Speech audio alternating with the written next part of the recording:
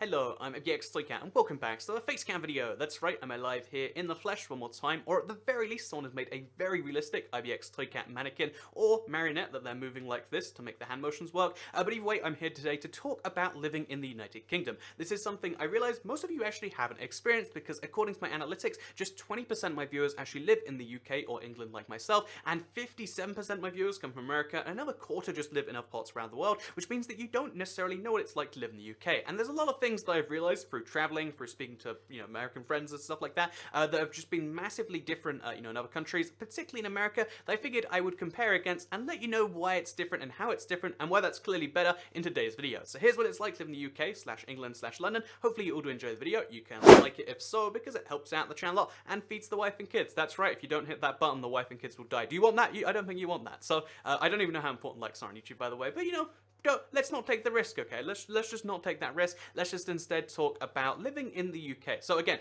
I've been to America like maybe 4 or 5 times now. I was very close friends, you could say, with an American at one point. I've had a lot of like interactions, and I've realized just how different the culture is, because I always assume in my head like, oh yeah, well, we kind of made them like 200 years ago, and like we speak the same language, similar stuff like that, like our countries are good friends, but really there are so many differences that just kind of build up and like kind of weigh on me. And I think the biggest one, the most annoying difference in America that just is standard here that you would never expect, is taxes included in the price in the UK. That's right, when you go to buy something that costs like $59.99, like this Minecraft disc, it costs $59.99. When you go to buy, like something on the dollar menu, let's say, or a pound menu, or 99p menu, it's called right here.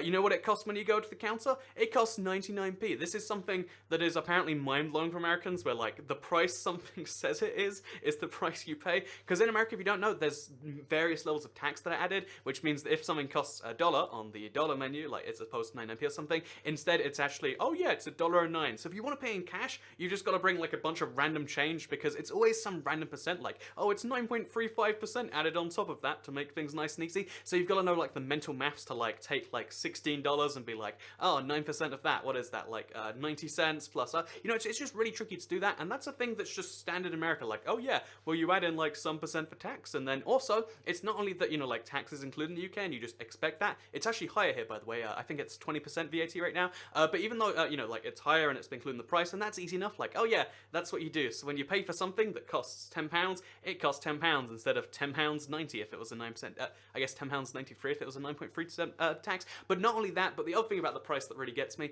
is the fact that when you go to pay for something, tipping is actually optional in the UK. So it's not really entirely optional in certain parts. Like, I'd say in the really tourist-heavy bits, like at this point, you probably should anyway, just to match the, how other people do it. But the thing is this is like mind-blowing to, I don't, like, this is so strange to me that in America, you have to tip. It's not that you should tip and it's a polite gesture. No, you have to tip. If you do not tip your waiter in America, you are actually like not paying them. They're just not getting paid for their time, because basically tipping is just that common in America that now like everyone's adjusted, and that's just how they make their money. So imagine before they made like, let's make up a number like $10, and then they got like $12 in tips, so they made $22. Instead, the servers are just like, we'll just only pay you $2, so you go back to your $10 again. And now tipping is just the way loads of service people in America get paid. Over here, if you want, in the United Kingdom, if you want to tip someone, you tip them because they did a good job. It's amazing. It's like this extra money that you're giving them on top of what they've charged you is actually for doing a good job. It's like, whoa!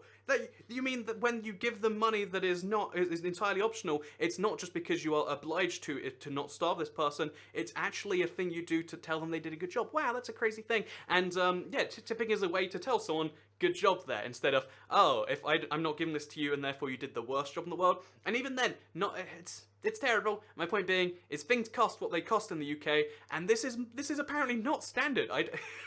It's like when I first found out that like around the world, one of the weird things about the UK is we actually have government provided healthcare. Like, just think, if you go to the hospital, it doesn't cost you money. That was one of the first things that like blew my mind. But the second thing I'd say after that is like, oh yeah, people just pay prices that are entirely unrelated to the prices things cost, because guess what? Work it out yourself. You should do all this stuff, and it's like, oh, okay then. And I've always been a bit curious about that, but it's just one of those little things. So another thing that is really confusing about living in going to America as opposed to living here is if I want to cross the street, if I want to go to the other side of my street and see people on the other side, or if I want to like just go places, I can cross the road. And you might think, yeah, we can cross the road here. You just go to the funny lights and you wait for the buttons and blah blah blah blah. No, I can just cross the road wherever I want. You're like, whoa, Soy Cat, you a lawbreaker? No, there is no such thing as so there's a crime. It's in a lot of countries actually, like Canada, America. I think even in like Germany and like lots of European countries, where jaywalking is a crime. Where if you cross the road at a non-designated crossing, you have broken the law and you're gonna you pay some amount of money. It's actually a tiny fine. But it's pretty weird because this actually developed because of the car industries. They wanted to like blame, they wanted to make it so when a car hit a person, it was the person's fault, not the car's fault, because that would be bad for the car company. And that's a real thing. Look into it. It's a genuine thing that happened. I read a big article on it recently, and basically, this means that, in fact, jaywalking, the term jaywalking, comes from the fact that jay is like a weird American, like, what's a good term for it? Let's just call him a redneck term for like a bad, an idiot. Like, oh yeah, idiot walking. Like, you're an idiot not walking when there's a crossing. But what this means is like, I can just cross the road whenever I want. And it's not even that like, oh yeah, so it's not illegal here, so you can just do it. But it would be impossible in America, I think, because of just how wide the lanes are. So not only is each lane wider, but generally, even in like a big city, like, I went to Chicago, and it's like, oh yeah, we just have 6 lanes, and if you want to cross the road, then get ready to sprint and hope there's no cars coming. It's the craziest thing trying to cross roads in America, whereas here, if you want to cross a road, do you know what you do? Do you want to get this? You do it, and then you end up on the other side. And, admittedly, like, I think I'm like a bit more like tolerant towards, like, oh no, if there's a car coming in like 5 seconds, then I'm fine with that because I have 5 seconds. But I think even then, like, I've seen like this happen in other countries where people are just like refusing to cross because like, oh no, that's just not what you do. That's breaking the law. You don't want to do it there. Let's walk all the way around, go to a crossing, then come back and do that. And it's like, no, let's just cross right here. And that's a little thing you might not know about living in the UK. You can cross the roads. Like, that's true freedom. Americans always talk about like, oh yeah, we go for all this because we want freedom. You know what real freedom is? Crossing the road when you want to, when you really, really want to. So another thing, I guess, that's a similar thing to like, oh yeah, what roads are super wide there, so like things are kind of far apart, is I'd say like in general, America is really spread out. In fact, a lot of countries are more spread out than the UK. We're in an island, and apparently that means that like things are kind of close together. So even the 2 biggest cities that aren't London, London's the big city in the UK, there's 2 big cities, there's Birmingham and there's like Manchester. They're both under a couple of hours away. If I wanted to, I could catch a train there, and I could be there in, I think it's like an hour and 30 minutes for Birmingham and like 2 hours for Manchester. I can be in either of those big cities. Even if I wanted to go to Scotland and, their biggest cities, it's like 3 hours by train, or like probably like 6 hours drive. But still, like everything is like reasonably close. I could go there and back in a day to any major city in the UK. I think there's a few examples where that's not true. But it means that, like, if you want to go to a place, you can. It's not this whole thing of, like, oh, yeah, where do you live in this country we both live in? Oh, I live in Ohio and you live in Washington or like California. Well, I guess we'll never see each other then because giant gap right there. But it's not even that like, oh yeah, there's certain people who just will, if you live in California and someone lives in New York, you might as well not know each other, right? Like, I mean, maybe there's like flights you can catch, but you might as well not be able to ever see each other. Whereas here, even if someone says like, oh yeah, I'm all the way from the opposite side of the country to you, like I live in genuinely like the capital of Scotland as opposed to the capital of England, and it's still be like, oh yeah, well I mean I could just go there, could probably catch a flight and I'd be then like an hour. And it also means something quite interesting where like flights within the country itself, this is something I've never done. I'm going to do one soon because I'm going to Scotland for secret things, but this like countries within like whenever you're like within a country going to that same country, that's called a domestic flight. And I've only ever done one of these technically once actually for Northern Ireland, but still it's not a common thing here because like you would never need to. But in America, like the flights from the US to the US is like this whole thing, and there are even like flights that like go to an airport, stop there, then they go to another airport, like like a series of stops that you can go on. This is like a big thing to me. So yeah, we don't have flights from within the country to in the country because I'm sorry, we do have them. We have a lot of them. I've never had to take one. Most people have never had to take one because although sometimes it's better, for the most part, like like if you wanted to go like even London to Scotland, like I could take the 3-hour train and it wouldn't be much slower. And that's just a thing about the country that is different. So another thing about it that's a bit weird. This is something you need to learn. You need to learn this before you come here. Please, just. Don't do this to people. In the UK, we like to be left alone, right? Like if we're not talking to you, you probably shouldn't talk to us. If you're on public transport, this is the worst thing. If you have ever committed this sin, I'm sorry, but you've done bad things. If you're on the underground, the tube, if you're on any form of public, a bus even, if you're on even a train, I'd say, don't speak to other people. This is a thing where like, yeah, we don't talk to each other because we don't want to be spoken to. But for some reason, this is not the standard in countries like America, for instance, where like if you're in public and someone else in public, guess what? You're gonna talk. So I'll admit, I've actually had some interesting stories doing this because like. I'm this crazy foreigner from all over the other side of the world, and I can learn stuff, but I really hate it nonetheless. I'm like, oh, why did you do this? Why are you talking? Why are you doing this to my soul? I've got a couple of stories actually just off the top of my head. I was taking a train from like New York or like New Jersey, I think it was, over to DC. I wanted to go to DC at the time, just before I think Trump was inaugurated. Fun fact. But yeah, on that train, there was this man, and he sat next to me. Like I was sitting on like my own little place. I had my headphones in. I was like playing on something or other, and then he comes over and he's like, "Oh hi, do you mind if we talk?" And I'm like, "Oh, I guess not," because this is a thing too, by the way. I think it's only British people. We'll be polite outwardly, but internally we're like screaming on the inside, like, no. And I'm like, "Oh yeah, let's sure.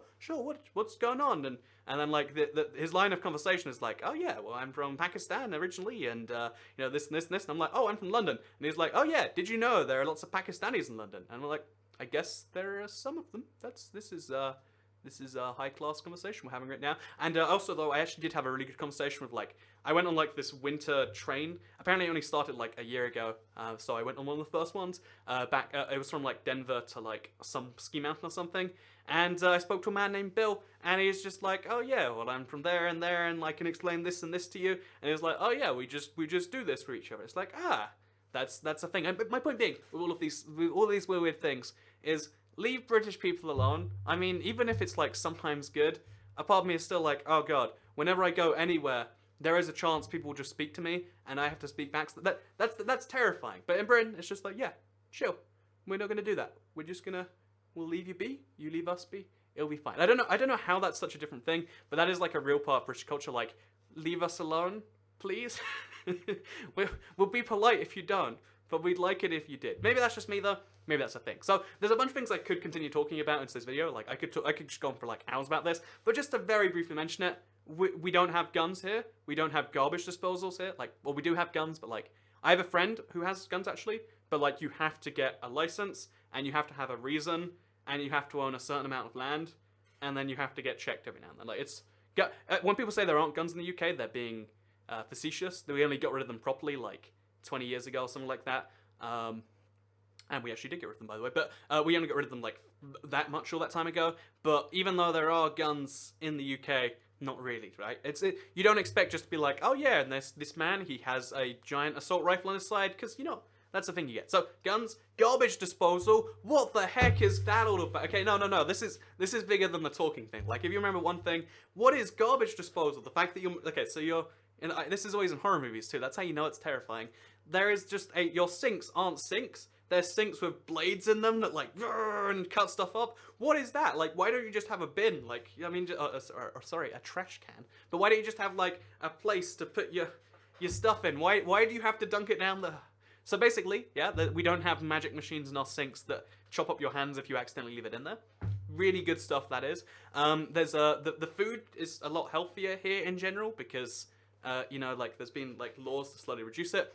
But that means, I guess, the opposite is like food in America is just raw, to put it simply. It's something to do with like a weird stuff. And the bathroom gap is actually the worst thing. Just to very briefly before we end here, if you ever come to the United Kingdom, you know what you'll love about it? The gap between the floor and the stool is maybe that big. Like, it's enough to put your foot under, or like climb over something like that. It's not enough that like I could slide under there comfortably by just like doing the limbo. In America, the gap between the stools and like the next door and everything, you can just see people. If you walk into a bathroom, you can see them and they will look you in the eye. I mean, I hope no one's done this to me yet, but and when you go into them, you know that if anyone walks in that door, they can see you, they can know who you are, they can know like your hair color, your eye color, and it's like, why is this a thing? This is terrible.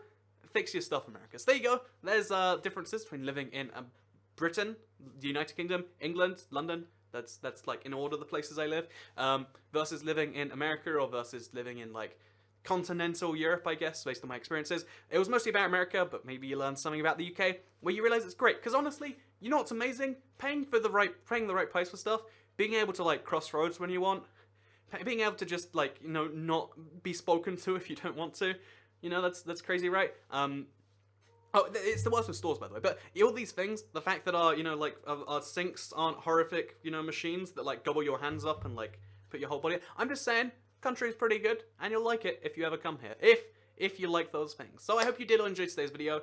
You can like it if you liked it, share it if you really liked it, and subscribe if you're new around here, because I make videos like this one every single day on my channel. This is actually like a weird, like, every couple or 3 weeks thing, but I hope you all enjoyed it. Let me know if you want to see another one, because I like talking about stuff.